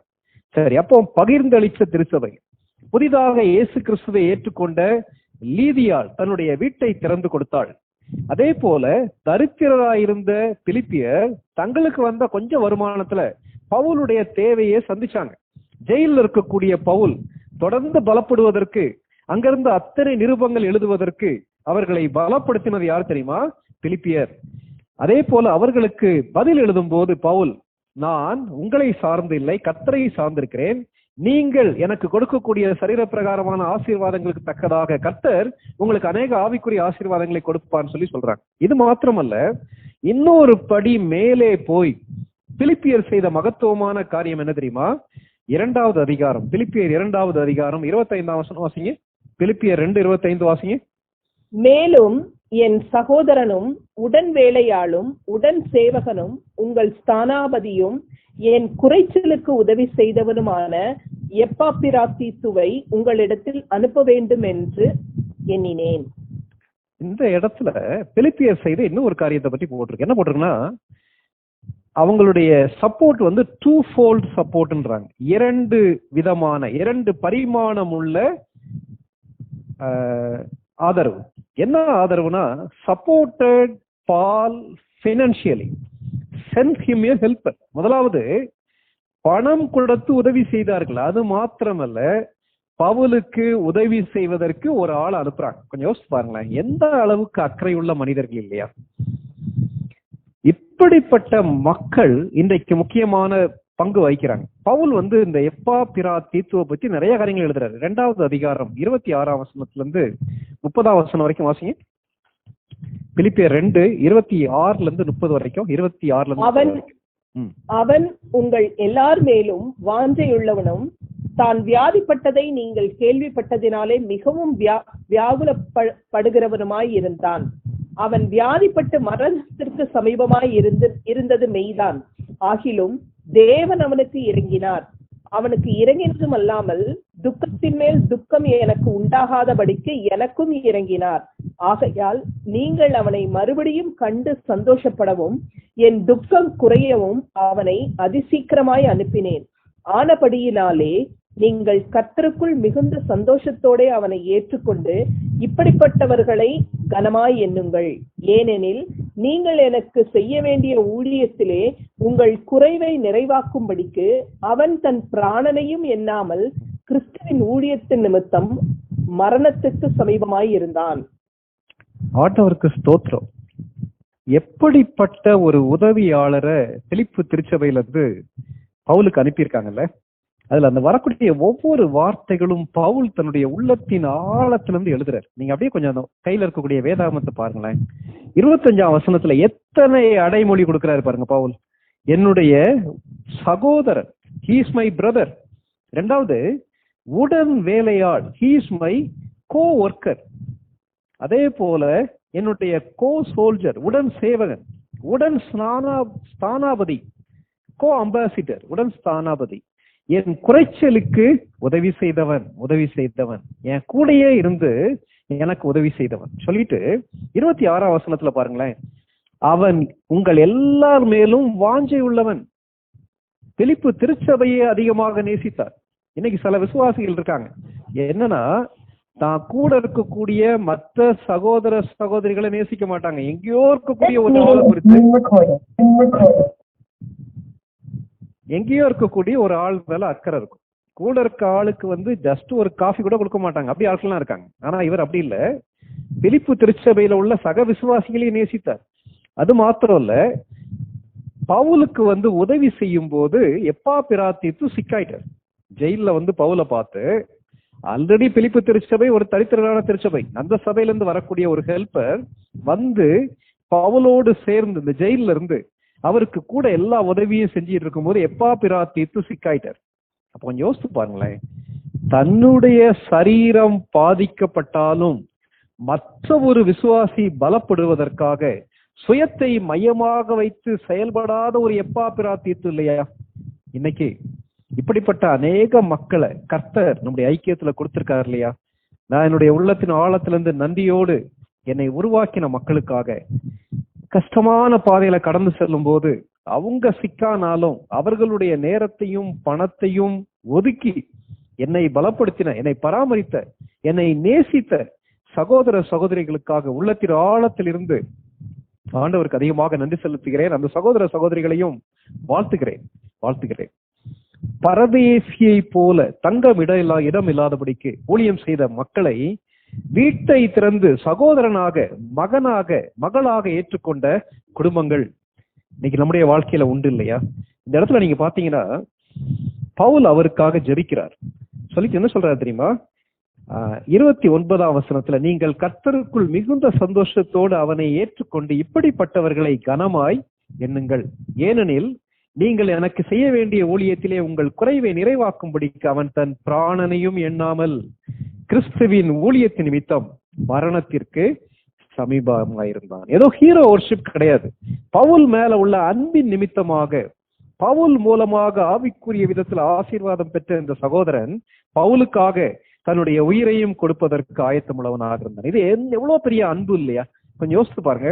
தன் சிநேகிதனுக்காக ஜீவனை கொடுக்கிற அன்பிலும் பெரிய அன்பு இல்லைன்னு சொல்லும் போது பவுலுடைய ஸ்பெஷாலிட்டி என்னன்னா, ஒவ்வொரு நபரையும் மறந்து விடாதபடிக்கு ஒவ்வொரு தனி நபர்களையும் பாராட்டி எழுதக்கூடிய ஒரு நன்றியுள்ள மனிதன் இந்த பவுல். அப்போ பவுல் என்ன செய்யறாருன்னா, அவங்களுக்கு கொடுக்க வேண்டிய கிரெடிட்டை கொடுக்கிறார், அவங்களுக்கு கொடுக்க வேண்டிய ரெகக்னிஷனை கொடுக்கிறார். அதனுடைய முக்கியமான நோக்கம் என்னன்னா, என்னை போன்ற மனிதர்களுடைய தேவையை உங்களை போன்ற விசுவாசிகள் சந்தித்தார்கள், அதன் மூலமாக நாங்கள் பலப்பட்டபடியினாலே உங்களுக்கு ஆவிக்குரிய விதத்தில் ஆசீர்வாதமாக இருக்கிறோம் என்று பவுல் எழுதுகிறார். அப்ப இது ரொம்ப முக்கியமான ஒரு காரியம் இல்லையா? தேவன் இன்றைக்கு நம்முடைய தேவையை சந்திப்பாரா? கண்டிப்பாக சந்திப்பார். அதே வாரன் வியாஸ்வி சொல்லும் போது என்ன சொல்றாருன்னா, when the child of God is in the will of God, serving for the glory of God, that he will have every need met. ஒரு தேவனுடைய பிள்ளை தேவனுடைய சித்தத்தின் மையத்திலே இருக்கும்போது, தேவனுடைய மகிமைக்காக வாழும்போது, அவனுடைய தேவையை, அவனுடைய அடிப்படை தேவைகளை கர்த்தர் கண்டிப்பாக சந்திப்பார். ஹட்சன் டெய்லருடைய கோட் நமக்கு தெரியும்ல, when God's work done in God's way for God's glory, it will not lack of God's support. தேவனுடைய பணியானது தேவன் எதிர்பார்க்கிற விதத்திலே தேவனுடைய மகிமைக்காக செய்யப்படும் போது அதன் தேவைகள் எல்லாவற்றையும் தேவன் சந்திப்பார். இது எவ்வளவு அருமையான ஒரு சாட்சி இல்லையா? கேட்டதுக்கு அருமையான சகோதர சகோதரிகளை, நம்ம 2 கேள்விகளையும் இன்னைக்கு ராத்திரி கேட்போம். ஒன்று, என் கூட உள்ள சக விசுவாசிகளுடைய தேவையை குறித்து நான் அறிந்திருக்கிறேனா? நான் உங்களை நேசிக்கிறேனா? மூன்றாவது, என்னாலே முடிந்த அளவுக்கு சரீர பிரகாரமாக அவர்கள் பலப்படுவதற்கு நான் உதவி செய்யறேனா? இது ரொம்ப முக்கியமான ஒரு காரியம் இல்லையா? பழைய ஏற்பாட்டுல இருக்கு. பழைய ஏற்பாட்டுல எலியா ஆண்டவருக்கு என்று வைராக்கியமாக நின்ற ஒரு மனிதன். எலியாவுக்கு சாப்பாடு கிடைக்காம போகுமா? அநேக நேரங்கள்ல பணக்கார ஊழியர்கள் அல்லது எவ்வளவு விலை உயர்ந்த கார்ல வராங்களோ அந்த ஊழியர்கள் தான் ஆசீர்வதிக்கப்பட்ட ஊழியர்கள். அல்லது எத்தனை மில்லியன் லைக்ஸ் யூடியூப்ல வருது, பேஸ்புக்ல வருது, அல்லது ட்விட்டர்ல வருது, அவங்கதான் பிரபலமான ஊழியர்கள்ன்ற ஒரு கருத்து இன்னைக்கு விசுவாசிகள் மத்தியில இருக்கு இல்லையா? பவுல் அப்படி இல்லையே. அப்போ தேவையுள்ள மனிதர்களுடைய தேவையை சந்திப்பதற்கு எனக்கு இதயம் உண்டா? அநேக நேரங்களில் யார் தெரியுமா சந்திக்கிறா? பிலிப்பு திருச்சபையை போல, பிலிப்பியரை போல சாதாரணமான விசுவாசிகள் தேவைகள் எல்லாவற்றையும் சந்திக்கிறார்கள். இது மட்டும் இல்ல, இன்னும் போற இடங்கள்ல எல்லாம் பவுல் அநேக காரியங்களை செய்யறாரு. ஒரு சில வசனங்களை வாசித்து நம்ம முடிக்க போறோம். அப்போஸ்தலர் 18வது அதிகாரம், அப்போஸ்தலர் 18 முதல் 3 வசனங்களை வாசிங்க. 18வது அதிகாரம் முதல் 3 வசனங்களை வாசிங்க. அதன் பின்பு பவுல் அத்தேனே பட்டணத்தை விட்டு கொரிந்து பட்டணத்துக்கு வந்து யூதர் எல்லாரும் ரோமாபுரியை விட்டு போகும்படி கிலவுதிராயன் கட்டளையிட்டபடியினாலே இத்தாலியாவிலிருந்து புதிதாய் வந்திருந்த பொந்து தேசத்தான் ஆகிய ஆக்கிலா என்னும் நாமமுள்ள ஒரு யூதனையும் அவன் மனைவியாகிய பிரிஸ்கில்லாளையும் அங்கே கண்டு அவர்களிடத்துக்கு போனான். அவர்கள் கூடாரம் பண்ணுகிற தொழிலாளிகளாய் இருந்தார்கள். தானும் அந்த தொழில் செய்கிறவனானபடியினாலே அவர்களிடத்தில் தங்கி வேலை செய்து கொண்டு வந்தான். வசனங்களை பாருங்களேன். பவுல் எங்க போனாலும் தங்குறதுக்கு அவருக்கு வீடு இல்லை. இன்னைக்கு இருக்க மாதிரி லாட்ஜ், ஹோட்டல்லாம் கிடையாது, சரியா? ஆனா அதெல்லாம் போய் கொடுக்குற அளவுக்கு காசும் கையில கிடையாது. ஆனா இந்த ஆர்கில்லா பிரிஸ்கில்லா குடும்பத்தார் அன்போடு அவரை ஏற்றுக்கொண்டார்கள், அவரோடு சேர்ந்து பணி செய்தார்கள். அது மாத்திரம் இல்ல, அதே அதிகாரத்துல திருப்பி படிச்சு பாருங்களேன். பவுல் தங்கின வீடுகள்னு ஒரு ஸ்டடி எடுத்தாலே அது பெரிய ஸ்டடியா இருக்கும்னு நினைக்கிறேன். 18வது அதிகாரம் 7ஆம் வசனம் வாசிங்க. 18:7. அவ்விடத்தை விட்டு தேவனை வணங்குகிறவனாகிய யுஸ்து என்னும் பேருள்ள ஒருவனுடைய வீட்டிற்கு வந்தான். அவன் வீடு ஜெப ஆலயத்திற்கு அடுத்ததாய் இருந்தது. அடுத்து எங்க போறாரு? யுஸ்து வீட்டுல தங்க போறாரு. சரி, அப்போ இதெல்லாம் படிக்கும் போது நமக்குள்ள ஒரு கேள்வி எழும்பலாம். என்ன கேள்வினா, சரி அவங்க ஆர்கில்லா பிரிஸ்கில்லா எல்லாம் பயங்கர பணக்காரங்களா இருந்திருப்பாங்க, மாட மாளிகையில குடியிருந்திருப்பாங்க, நம்ம யோசிக்கலாம். அந்த வசனத்துடைய பின்னணியத்தை நீங்க படிச்சு பாருங்களேன். கிலவுதிராயன் என்ன கட்டளை போடுறாருன்னா, ரோமாபுரியுடைய எல்லைகள்ல இருந்து எல்லாருமே கிளம்புங்க, யூதர்கள் எல்லாம் கிளம்புங்கன்னு சொல்லிட்டாங்க. அப்போ அகதிகளாக எங்க வந்திருக்காங்க தெரியுமா? கொரிந்து பட்டணத்துக்கு வந்திருக்காங்க. அகதிகளாக வந்த ஆர்கில்லா பிரிஸ்கில்லா அன்போடு பவுலை ஏற்றுக்கொண்டார்கள், உபசரித்தார்கள். பவுலுடைய கடைசி வரிகள்ல நீங்க பாத்தீங்கன்னா, பவுல் எந்த அளவுக்கு அவரை பலப்படுத்தினவர்கள், அவருடைய தேவையை சந்தித்தவர்களை குறித்து எழுதுறாரு. பவுல் எழுதிய கடைசி நிருபம் 2 தீமோத்தேயா இருக்கலாம்னு சொல்றாங்க. 2 தீமோத்தேயுல ஒரு சில வசனங்களை வாசித்து நம்ம முடிச்சிடலாம். 2 தீமோத்தேயு 4வது அதிகாரம், 2 தீமோத்தேயு 4 9வது 11வது 13வது வசனங்களை வாசிங்க. நீ சீக்கிரமா என்னிடத்தில் வரும்படி ஜாக்கிரதைப்படு. லூக்கா மாத்திரம் என்னோடே இருக்கிறான். மார்க்குவை உன்னோடே கூட்டிக் கொண்டு வா. ஊழியத்தில் அவன் எனக்கு பிரயோஜனம் உள்ளவன். தீகுவை நான் எபேசுவுக்கு அனுப்பினேன். துரோவா பட்டணத்தில் இருக்கிற கார்பு என்பவன் வசத்தில் நான் வைத்து வந்த மேலங்கியையும் புஸ்தகங்களையும் விசேஷமாய் தோல் சுருள்களையும் நீ வருகிற போது எடுத்துக்கொண்டு வா. இந்த வசனங்களை பார்க்கும்போது தீமோத்தேயுவுக்கு பவுல் எழுதும்போது சொல்றாரு இல்லையா, யார் யாரெல்லாம் தனக்கு உதவி செய்தார்கள் என்று. பவுல் இந்த நிருபத்தோட அடுத்து அவரை ரோமாபுரி சிறைச்சாலையில தலையை வெட்டி கொண்டு விட்டார்கள் சொல்றாங்க. அதே அதிகாரத்துல 14ஆம் வசனத்துல இருந்து 17ஆம் வசனம் வரைக்கும் வாசிங்க சிஸ்டர். 14ல இருந்து 17 வரைக்கும். கண்ணானாகிய அலெக்சாந்தர் எனக்கு வெகு தீமை செய்தான். அவனுடைய செய்கைக்கு தக்கதாக கர்த்தர் அவனுக்கு பதிலளிப்பாராக. நீயும் அவனை குறித்து எச்சரிக்கையாயிரு. அவன் நம்முடைய வார்த்தைகளுக்கு மிகவும் எதிர்த்து நின்றவன். நான் முதல் விசை உத்தரவு சொல்ல நிற்கையில் ஒருவனும் என்னோட கூட இருக்கவில்லை. எல்லாரும் என்னை கைவிட்டார்கள். அந்த குற்றம் அவர்கள் மேல் சுமராதிருப்பதாக. கர்த்தரோ எனக்கு துணையாக நின்று என்னாலே பிரசங்கம் நிறைவேறுகிறதற்காகவும் புறஜாதியார் எல்லாரும் கேட்கிறதற்காகவும் என்னை பலப்படுத்தினார். சிங்கத்தின் வாயிலிருந்தும் நான் ரட்சிக்கப்பட்டேன். கர்த்தர் எல்லா தீமையினின்றும் என்னை ரட்சித்து தம்முடைய பரம ராஜ்யத்தை அடையும்படி காப்பாற்றுவார். அவருக்கு சதா காலங்களிலும் மகிமை உண்டாவதாக. ஆமேன். பவுலுடைய கடைசி கடிதத்துல 17ஆம் வசனத்துல மனிதர்கள் என்னை கைவிட்டாலும் மனிதர்கள் என்னை விட்டு விலகி போனாலும் அதுல அவர் பயன்படுத்தக்கூடிய வார்த்தையை பாருங்க. என்னை கர்த்தர் பலப்படுத்தினார். கர்த்தர் பலப்படுத்தினார். கர்த்தர் அவருடைய பிள்ளைகளை பலப்படுத்துகிறார். கர்த்தர் அவருடைய பிள்ளைகளுடைய தேவையை சந்திக்கிறார். கர்த்தர் அவர்களை உறுதிப்படுத்துகிறார். அபிதமாக தான் பவுலை உறுதிப்படுத்தினார். ஆனால் அவர்களை உறுதிப்படுத்துவதற்கு சக விசுவாசிகளையும் அல்லது தேவனுடைய மக்களையும் கர்த்தர் பயன்படுத்துகிறார். அதனால இன்றைக்கு ராத்திரி நம்ம கொஞ்சம் யோசித்து பார்ப்போம். இன்னைக்கு நம்ம படிக்கிறது உன்னதரின் உறவுகள். அப்போ எத்தனை நபர்கள் பவுலுடைய வாழ்க்கையில முக்கியமான பங்கு வகித்திருக்கிறார்கள். முக்கியமாக பிலிப்பு திருச்சபை. அவர்கள் பவுலுடைய உணவுக்கான பவுல் தங்குவதற்கான தேவையை சந்தித்தார்கள். தங்களுடைய தரித்திரத்தின் மத்தியில சந்தித்தார்கள். அது மத்தியில பவுல் ஆண்டவரை நம்பினார். அவர்களுடைய ஆவிக்குரிய தேவையை கர்த்தர் சந்திப்பார் என்று சொல்கிறார். அதே போல அவருக்கு உதவி செய்வதற்கு எப்பாபிராதீத்துவை அவர்கள் அனுப்பினார்கள். எப்பாபிராதீத்து தன்னுடைய ஜீவனை கொடுத்தாவது பவுலை கவனிக்க வேண்டும் சொல்லி அந்த அளவுக்கு அன்போடு தன்னுடைய காரியங்களை செய்தார். புதிதாக இயேசு கிறிஸ்துவை ஏற்றுக்கொண்ட லீதியாளுடைய குடும்பத்தார் தங்களுடைய வீட்டை திறந்து பரதேசியை போல இருந்த பவுலை ஏற்றுக்கொண்டு எல்லாரும் சரீர பிரகாரமாக அவரை பலப்படுத்தினார்கள். விளைவு என்ன தெரியுமா? தன்னுடைய வாழ்க்கையின் கடைசி பரியந்தம் தன்னுடைய ஓட்டத்தை சந்தோஷமாக ஓடி முடிப்பதற்கு உறுதியுள்ள ஊழியராக அவர் செயல்படுவதற்கு இத்தனை மக்கள் கரம் கொடுத்தார்கள். இன்னைக்கு நம்ம கொடுப்பதற்கு ஆயத்தமா இருக்கிறோமா? கொஞ்சம் யோசித்து பார்க்கலாம். தலைகளை தாழ்த்தி கண்களை மூடி நம்ம ஜெபிக்கலாம். சத்து அமைதியா இன்னைக்கு ராத்திரி பரிசுத்த ஆவியானவர் நம்ம கிட்ட என்ன பேசுறாருன்னு கவனிக்கலாமா? எத்தனை நபர்கள் நம்முடைய வாழ்க்கையில ஈடுபட்டிருக்காங்கல்ல? எத்தனை நபர்கள் நம்முடைய தேவைகளை சந்திச்சிருக்காங்கல்ல? எத்தனை பேர் நம்மை தூக்கி விட்டிருக்கிறார்கள்? நம்ம இன்னைக்கு பலப்படுவதற்கு, வளர்வதற்கு, இந்த நிலைமையில இருப்பதற்கு எத்தனை மக்கள் தியாகமாக கொடுத்த நேரம், தியாகமாக கொடுத்த பணம், இன்னும் அநேக காரியங்கள். நம்முடைய எமோஷனல் நீட்ஸ், நம்முடைய பிசிக்கல் நீட்ஸ், நம்முடைய உணர்வு தேவைகள், நம்முடைய சரீர தேவைகள், நம்முடைய ஆவிக்குரிய தேவைகளை எத்தனை பேர் தங்களுடைய பிராணனையும் எண்ணாமல் நமக்கு தோள் கொடுத்திருக்காங்கல்ல?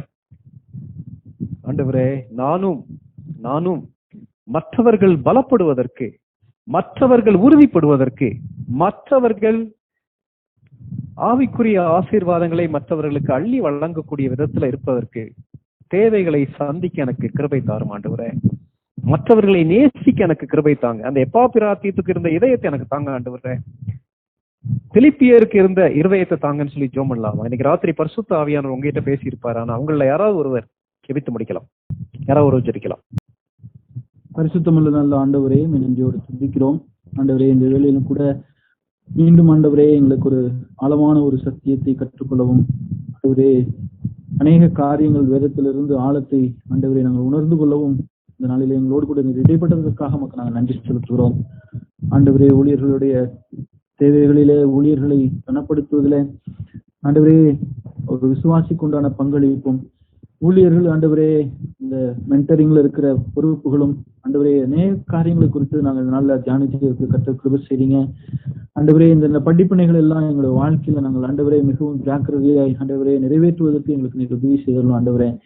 ஆண்டவரே, ஒருவேளை இப்படிப்பட்ட காரியங்களில் எங்களுக்கு எங்கெங்கெல்லாம் தோய்வு இருந்ததோ, எங்கெங்கெல்லாம் நாங்கள் இன்னும் நிறைவடைய வேண்டுமோ, கர்த்தர் இந்த நாளிலே எங்களுக்கு ஆண்டவரே நினைப்பூட்டிய காரியங்கள்ல, கற்றுக்கொண்ட காரியங்கள்ல இருந்து நாங்கள் ஆண்டவரே கர்த்தர் எங்களை பலப்படுத்த வேண்டும் என்று சொல்லி ஜெபிக்கிறோம் ஆண்டவரே. ஆமாண்டவரே, பவுல் சொன்னது போல ஆண்டவரே கர்த்தர் என்னை பலப்படுத்துவார் என்று சொல்லி கேட்டது போல ஆண்டவரே இப்படிப்பட்ட காரியங்களிலே நாங்கள் பரிபூரணம் அடைவதற்கு கர்த்தர் எங்களை பலப்படுத்த வேண்டும் என்று சொல்லி நாங்கள் ஜெபிக்கிறோம். ஆண்டவரே, இந்த வேளையிலும் கூட கர்த்தாவே இந்த வேதாகம ஆராய்ச்சியில கலந்திருக்கிற ஒவ்வொருவருடைய இருதயத்தையும் கர்த்தர் அறிந்திருக்கிறீர். ஆண்டவரே, நாங்கள் இந்த வேளையிலே உங்களுடைய சமூகத்திலே எங்கள் எல்லாரையும் ஒப்பு கொடுத்து ஜெபிக்கிறோம். ஆண்டவரே, எங்களோடு பேசி இருக்கிறீர். எங்களுடைய காரியங்களை ஆண்டவரே, இன்னும் ஆண்டவரே இந்த வேதத்திற்கு வசனத்துக்கு கீழ்ப்படிந்து அதை நிறைவேற்றுவதற்கும் ஆண்டவரே நீர் எங்களுக்கு உதவி செய்ய ஜெபிக்கிறோம். குறிப்பாக ஆண்டவரே, இப்படிப்பட்ட வேதத்தின் ஆழங்களை ஆண்டவரே கற்றுக்கொள்வதற்கு எங்களுக்கு கொடுத்திருக்கிற அந்த மாபெரும் ஸ்லாக்கியத்திற்காக நாங்கள் நன்றி செலுத்துறோம். ஆண்டவரே, எத்தனையோ பேருக்கு இப்படிப்பட்ட ஆண்டவரே காரியங்களை கற்றுக்கொள்வதற்கு வாய்ப்புகள் இல்லாமல் இருக்கிற சூழ்நிலையில ஆண்டவரே வேதத்தின் ஆழத்தை ஆண்டவரை உணர்ந்து கொள்ளும்படியாய் கர்த்தர் எங்களுக்கு தந்திருக்கிற இந்த நல் வாய்ப்பினை அநேக மக்கள் இன்னும் கற்றுக்கொள்ளவும் ஆண்டவரை பயன்படுத்தவும் கர்த்தர் உதவி செய்ய ஜெபிக்கிறோம். குறிப்பாக ஆண்டவரே இதற்காக முயற்சி எடுக்கிற அண்ணனையும் அண்ணனுடைய டீமுக்காக நாங்கள் நன்றியோடு துதிக்கிறோம். கர்த்தர் ஆண்டவரே அவர்களை இன்னும் பலப்படுத்தி அநேக ஆயிரங்களுக்கு ஆசீர்வாதமாய் நீர் பயன்படுத்தணும் ஒப்பு கொடுக்குற ஆண்டவரே. ஒவ்வொரு வாரமும் ஆண்டவரே அவர்கள் நடத்துகிற அந்த பைபிள் ஸ்டடி மூலமாக ஆண்டவரே நாங்கள் பலனடைந்து உமக்கு சாட்சிகளாய் பூமி எங்கும் ஆண்டவரே இந்த உலகம் எங்கும் சாட்சிகளை நிற்பதற்கு எங்களுக்கு உதவி செய்ய ஜெபிக்கிறோம். ஆமாண்டவரே, அந்த வசனம் ஆண்டவரே அது வெறுமையாய் திரும்பாதுன்னு சொன்னபடி எங்களை அது ஆண்டவரே உங்களுடைய வசனத்துக்கு ஏற்றுவத கிரியைகளை செய்வதற்கு அது எங்களை பலப்படுத்தணும் என்று உங்களுடைய கருத்துல ஒப்புக் கொடுக்கிறோம். கர்த்தர் நீர் எங்களை வழி நடத்துவீராக எங்களை தாழ்த்துகிறோம். எல்லாரும் நம்முடைய சமூகத்துல ஒப்புக் கொடுக்கிறோம். பொறுப்படுத்தி வழி நடத்துங்க. இயேசு கிறிஸ்து மூலம் வேண்டிக் கொள்கிறோம் ஜீவன பிதாவே. ஆமென். ஆமென். ஆமென். ஆமென்.